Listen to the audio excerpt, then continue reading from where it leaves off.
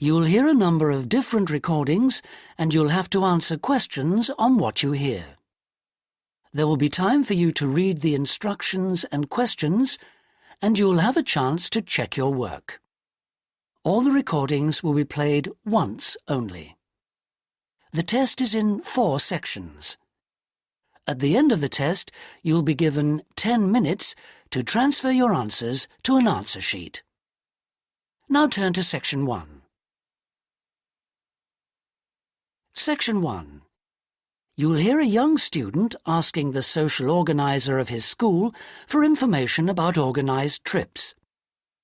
First, you have some time to look at questions 1 to 4.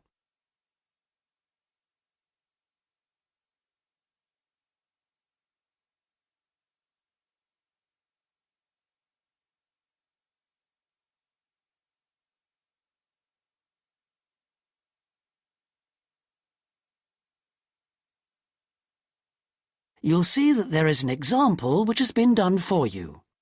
On this occasion only, the conversation relating to this will be played first. Good morning.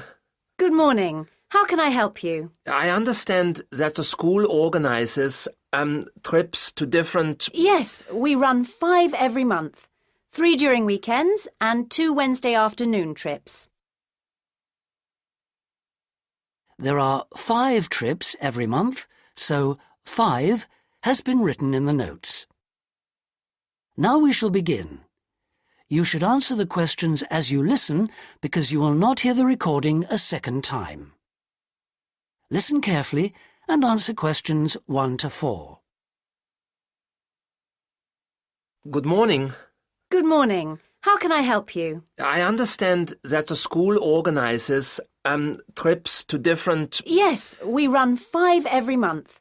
3 during weekends and 2 Wednesday afternoon trips. What sort of places? Well, obviously it varies, but always places of historical interest, and also which offer a variety of shopping because our students always ask about that. And then we go for ones where we know there are guided tours because this gives a good focus for the visit. Do you travel far? Well, we're lucky here, obviously, because we're able to say that all our visits are less than 3 hours' drive. How much do they cost? Again, it varies. Between £5 and £15 a head, depending on distance. Uh-huh. Oh, and we do offer to arrange special trips if, there are more than 12 people. Oh, right. I'll keep that in mind. And what are the times normally? We try to keep it pretty fixed so that students get to know the pattern. We leave at 8:30 a.m. and return at 6 p.m. We figure it's best to keep the day fairly short. Oh, yes. And how do we reserve a place? You sign your name on the notice board. Do you know where it is? Uh-huh. I saw it this morning. And we do ask that you sign up 3 days in advance, so we know we've got enough people interested to run it, and we can cancel if necessary, with full refund, of course. That's fine, thanks. Before you hear the rest of the conversation, you have some time to look at questions 5 to 10.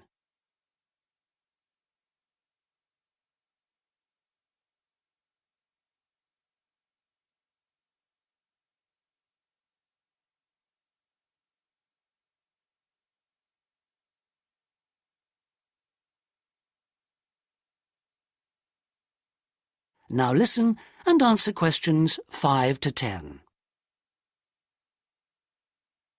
And what visits are planned for this term? Right, well, I'm afraid the schedule hasn't been printed out yet, but we have confirmed the dates and planned the optional extra visits, which you can also book in advance if you want to. Oh, that's all right. If you can just give some idea of the weekend ones, so I can, work out when to see friends, etc. Oh, sure. Well, the first one is St Ives. That's on the 13th of February, and we'll have only 16 places available, because we're going by minibus. And that's a day in town with the optional extra of visiting the Hepworth Museum. All right, yeah, that sounds good. Then there's a London trip on the 16th of February, And we'll be taking a medium-sized coach, so there'll be 45 places on that. And let's see, the optional extra is the Tower of London. Oh, I've already been there. After that, there's Bristol on the 3rd of March. Where? Bristol, Bristol. Okay. That's in a different minibus with 18 places available. Oh, and the optional extra is a visit to the SS Great Britain. Okay. We're going to Salisbury on the 18th of March, and that's always a popular one because the optional extra is Stonehenge. So we're taking the large coach with 50 seats. Oh, good. And then the last one is to Bath on the 23rd of March. Oh, yes. Is Bath the Roman city? Yes, that's right. And that's in the 16-seater minibus. And where's the optional visit? It's to the American Museum. Well worth a visit. Okay, well, that's great. Thanks for all that. My pleasure. Oh, by the way, if you want more information about any of the trips, have a look in the student newspaper. Okay.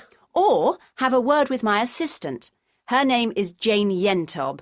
That's Yentob.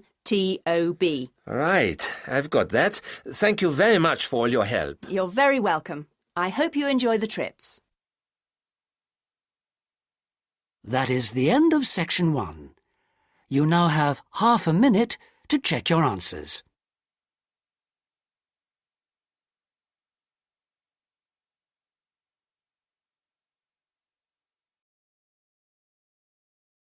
Section 2. You'll hear a tour guide giving a talk about a museum centre called Riverside Industrial Village. First, you have some time to look at questions 11 to 13.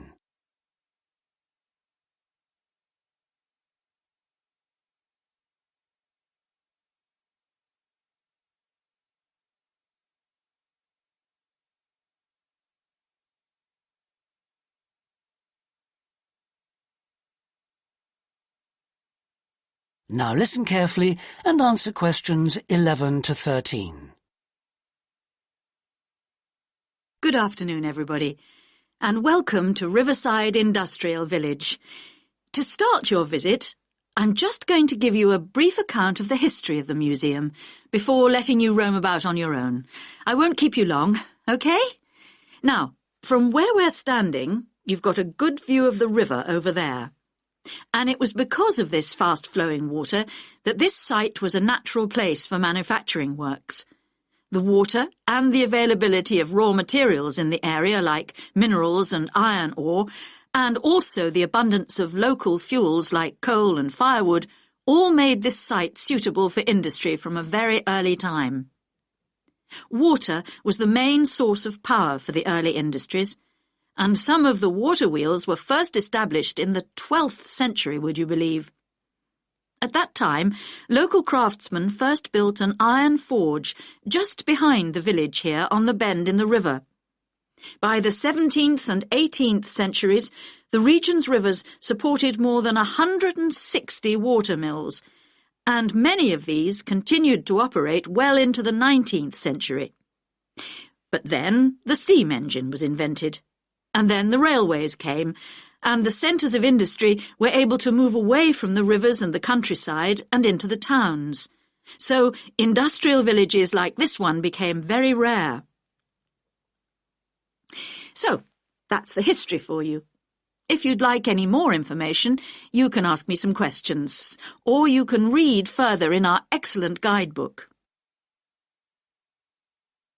Before you hear the rest of the talk, you have some time to look at questions 14 to 20.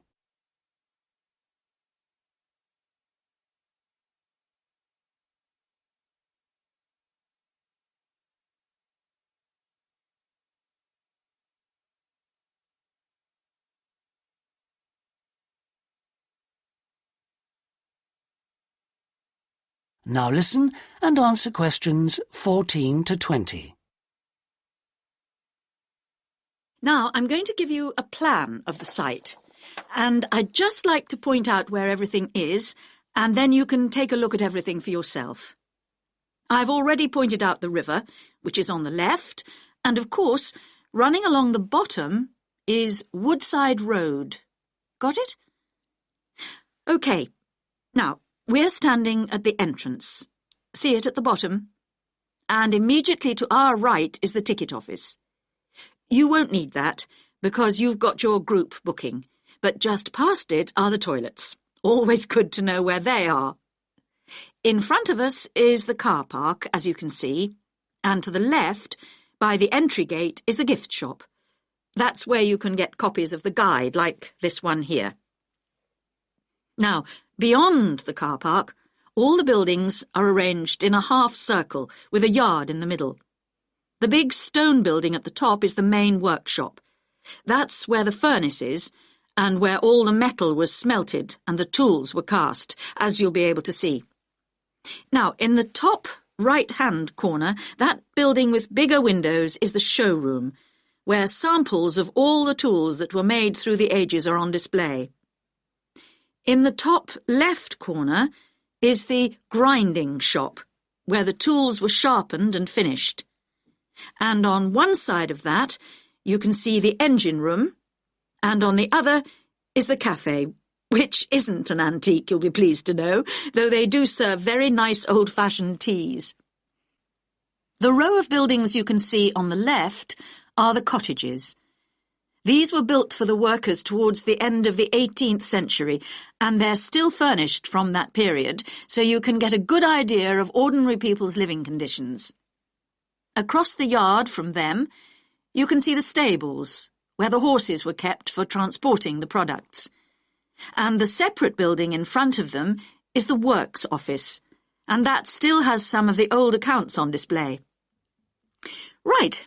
If anyone wants a guided tour, then I'm starting at the engine room. If you'd like to come along this way, please, ladies and gentlemen. That is the end of Section 2. You now have half a minute to check your answers.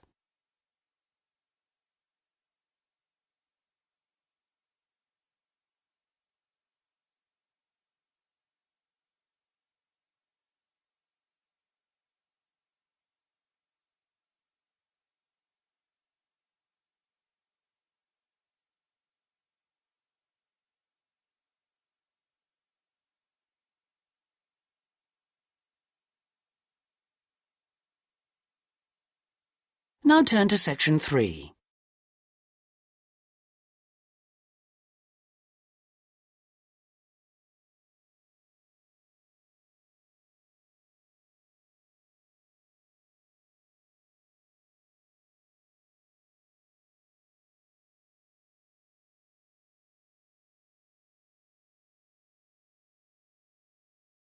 Section 3.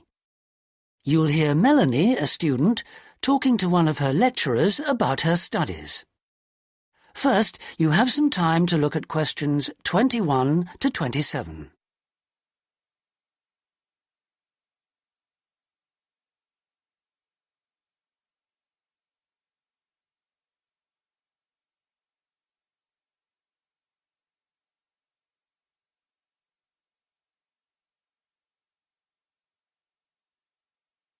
Now listen carefully and answer questions 21 to 27. Excuse me, Dr. Johnson. May I speak to you for a minute? Sure, come in. I'm Melanie Griffin. I'm taking your course in population studies. Right. Well, Melanie, how can I help you? I'm having a bit of trouble with a second assignment, and it's due in 12 days. What sort of trouble are you having? Is the assignment question a problem? Well, that's part of the problem. I've been having trouble getting hold of the books. I've been to the library several times and all the books are out. Sounds like you should have started borrowing books a bit earlier. Well, I had a really big assignment due in for another course, and I've been spending all my time on that, and I thought... You might get an extension of time to finish your assignment for me? If that's possible, but I don't know if... Well, yes, it is possible, but extensions are normally given only for medical or compassionate reasons. Otherwise, it's really a question of organizing your study. And we don't like giving extensions to students who simply didn't plan their work properly. What did you get for your first assignment? I got 87%. Yes, you did very well, indeed. So, obviously, you can produce good work. I don't think I'll need too much extra time, as long as I can get hold of some of the important references. Well, since you did so well in your first assignment, I'm prepared to give you an extra 2 weeks for this one. So that'll mean you'll need to submit it about a month from now. Oh, thank you. Now, what about the reading materials? Have you checked out the journal articles in the list? No, not yet. There were about 20 of them, and I wasn't sure which ones would be most useful or important. Well, they're all useful. But I don't expect anyone to read them all, because a number of them deal with the same issues. Let me give you some suggestions.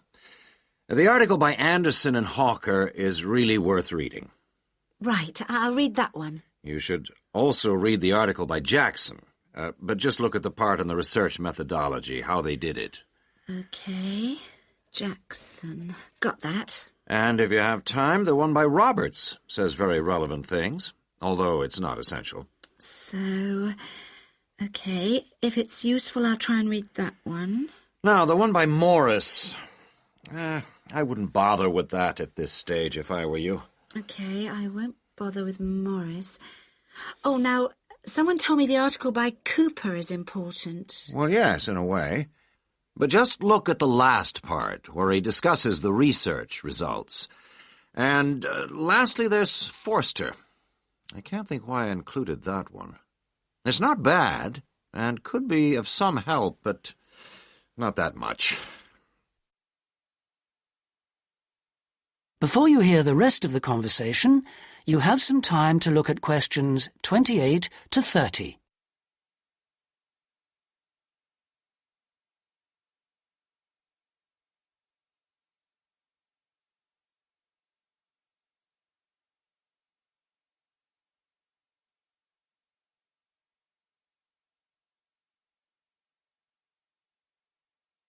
Now listen and answer questions 28 to 30. Now, let's deal with the assignment question. What's the problem there? It's the graph on page 2. What seems to be the problem? It's just the bar graph showing reasons why people change where they live. Well, I've got a photocopy, but the reasons at the bottom are missing. Ah, okay. Look at the first bar on the graph. Now, that indicates the number of people who move because they want more space. Oh, I see. Bar 1. Okay. Now, what about the next bar? Bar 2 is to do with the people living nearby, disturbing them. So they chose to move away to somewhere quieter. Now let's look at bar number 3. Another reason people change their place of living is because they want to be closer to the city. Okay.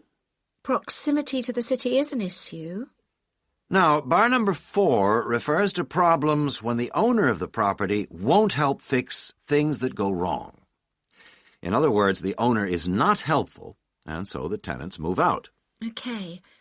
Now, what about bar 5? Bar 5 is about those people who move because they need a bus or train to get them into the city or to go to work. Okay. And bar 6? Bar number 6 is interesting. That reason was given quite a lot. People moving because they wanted to be in a more attractive neighborhood. Oh, yes. Thank you very much. That is the end of section 3.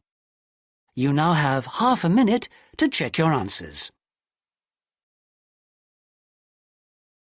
Section 4. You'll hear a talk on the subject of the urban landscape. First, you have some time to look at questions 31 to 40.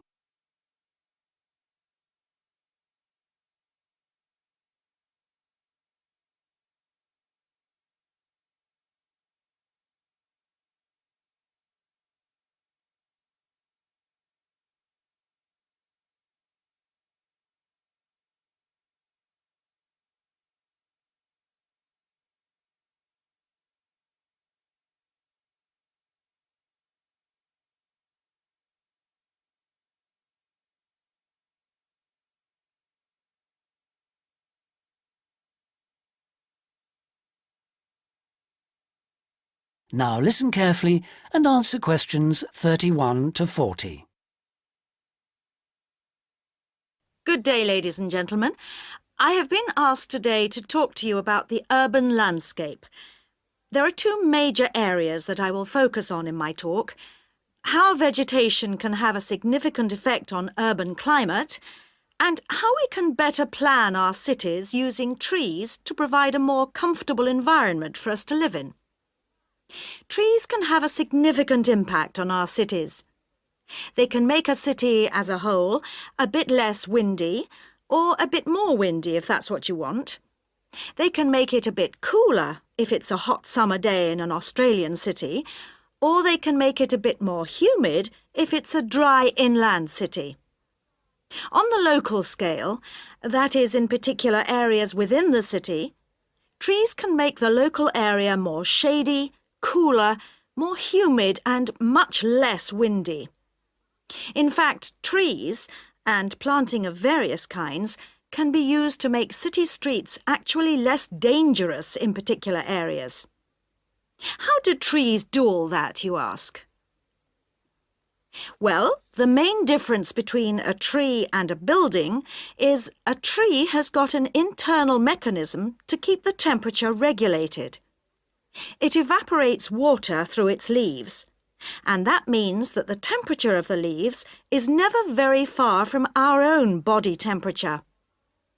The temperature of a building surface on a hot sunny day can easily be 20 degrees more than our temperature. Trees, on the other hand, remain cooler than buildings because they sweat. This means that they can humidify the air and cool it, a property which can be exploited to improve the local climate.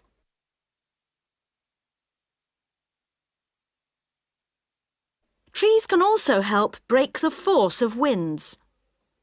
The reason that high buildings make it windier at ground level is that as the wind goes higher and higher, it goes faster and faster. When the wind hits the building, it has to go somewhere.